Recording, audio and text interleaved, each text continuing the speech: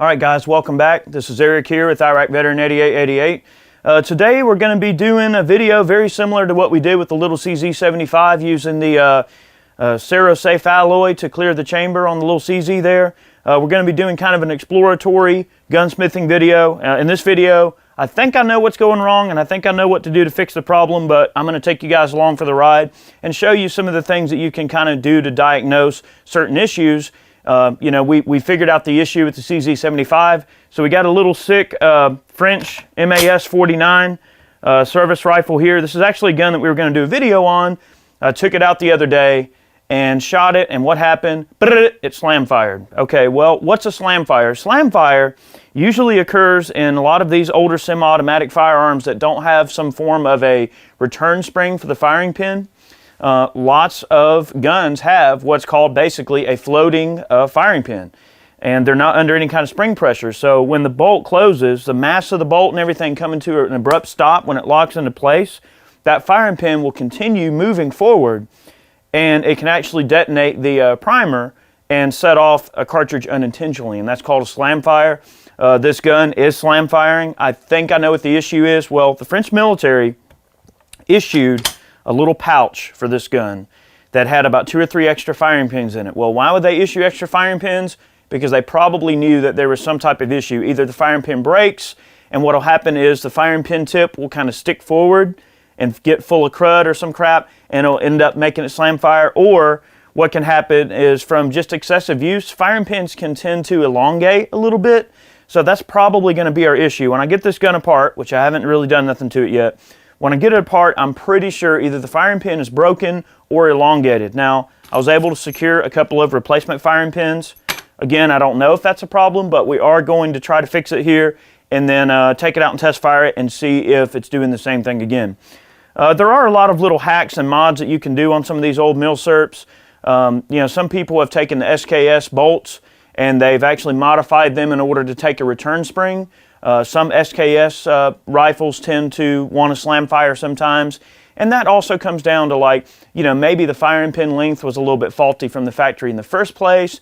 Maybe the gun is in like really pristine brand new shape and the headspace is super tight, so there's not a whole lot of forgiving tolerance there for that firing pin to want to float forward and set that primer off on the cartridge. So I think that's what we're dealing with, and hopefully we can get this little guy fixed up and go out and do a range video for you guys.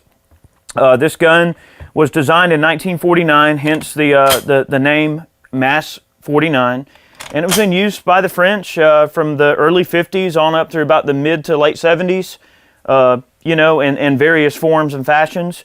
It is outfitted with a scope rail, so there's a lot of companies like KVAR that make aftermarket scope mounts for these. You can put modern scopes on them if you want. It's a 10-shot semi-auto. It is designed to feed from a stripper clip, which I've happened to procure a few of these just to show you what they look like, but stay tuned for the video because I think we're going to be able to get this thing fixed up. Guys, this is one of the other semi-automatics from the early world of military rifles that's also direct gas impingement, so that's one interesting footnote about this gun. But to take the gun apart and look at the bolt, we're just going to cheat the bolt back, make sure it's empty. Obviously it is. I'm not going to remove the magazine because this kind of gives me a nice handy flat here. You're going to pull down on this little spring-loaded, basically like a little window plunger here. Pull it down, push the dust cover up into the rear. That also has your rear sight on it. Pretty much, if you see, it's very much like the FN-49 service rifle, very similar, okay? Retract the bolt to the rear all the way, lift up, all right? You've got your carrier, you've got your bolt, and you've got your firing pin, okay?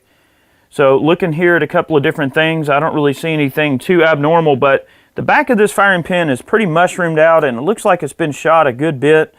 Let's see. It's going to eject that way, so let's just have a look here and just see. So when the bolt is in the lock position, it tilts back. That's what locks it. Okay. Really simple operation. When the carrier goes forward to a certain point, it butts back and locks the bolt down into the receiver. Pretty simple. Okay, but when it's in the lock position, what we're looking for is the position of the firing pin.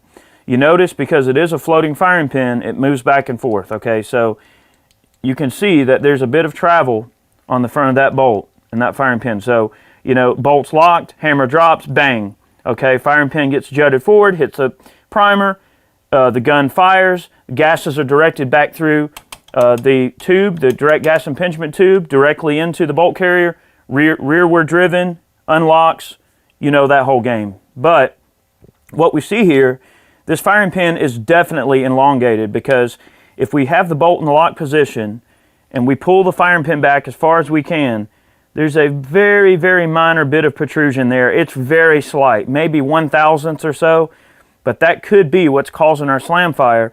When that bolt drives forward and locks in place, that firing pin moves a little bit, and it's probably causing those primers to get struck. That's what's happening. I am going to measure the firing pins just to be sure from end to end and see if the length is different on them. And if we do get some variance in length, I'm going to choose the shortest firing pin out of the 3 I've got, put it back in, and I think that's going to clear our problem up. The firing pin is not broken, but it is well used, and I would imagine it's probably elongated a little bit, probably due to dry firing, and a little bit of mushrooming on the back could also cause that firing pin to elongate. So let's measure them, and then we're going to put it back together and give it a try. We're going to shoot the gun.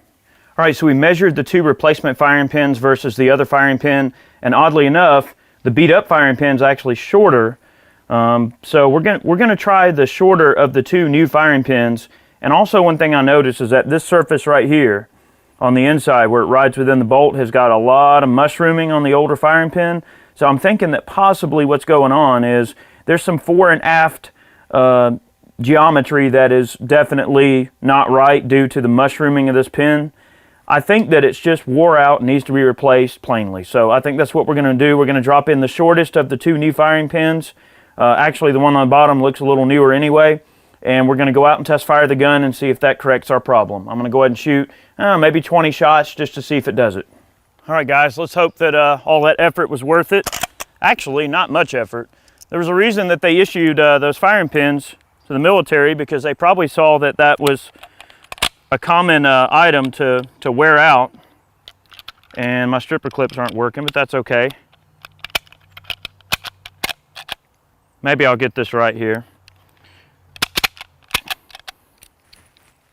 All right, I'm gonna just shoot 10 here. Yep, not liking my stripper clips. That's okay, we tried. We won't hold anything against the French. All right. It's pretty obvious why a lot of these early guns that are stripper clip fed upgraded to a more readily detachable magazine, but all right. Here we go. Let's see if our new firing pin fixed the problem.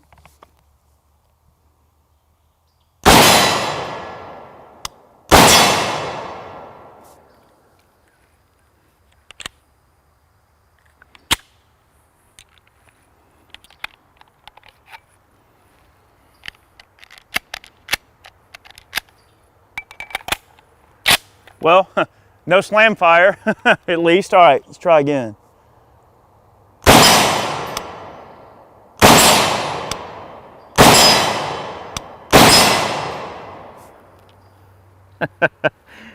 Oh, now we got feeding issues. That's okay.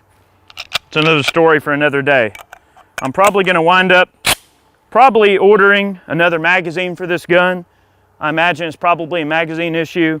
This particular example is pretty worn out, so I'm thinking that that's probably something that would be in good order. Luckily, the magazines for this gun are pretty readily available, so what we'll do when we get ready to do the video, I'll pick up a few extra mags to make loading the gun a little bit easier at the range for us, and then we'll also hopefully find some magazines that work. But the gun's not slam firing, so we fixed one problem and discovered another one, but that's the joys of gunsmithing. All right, let's keep shooting.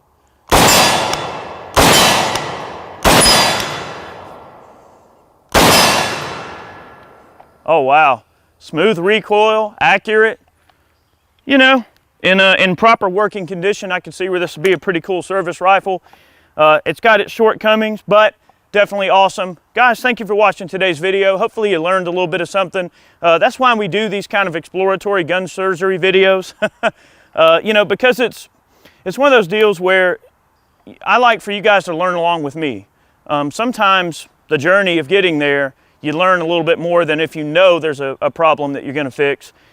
Sometimes knowing isn't any fun, because if you've already learned that before and you've done it before, it's just a routine thing. But in this case, I had never really experienced this problem before in a type of mill syrup, oddly enough, and I thought it'd be fun to take you guys along for the ride. So there's your fix. If you get a mill syrup that's slam firing, always suspect the firing pin probably needs to be replaced, or the firing pin could be broken. So that's our lesson for today. That's what we learned. Guys, thank you so much. We'll see you next time.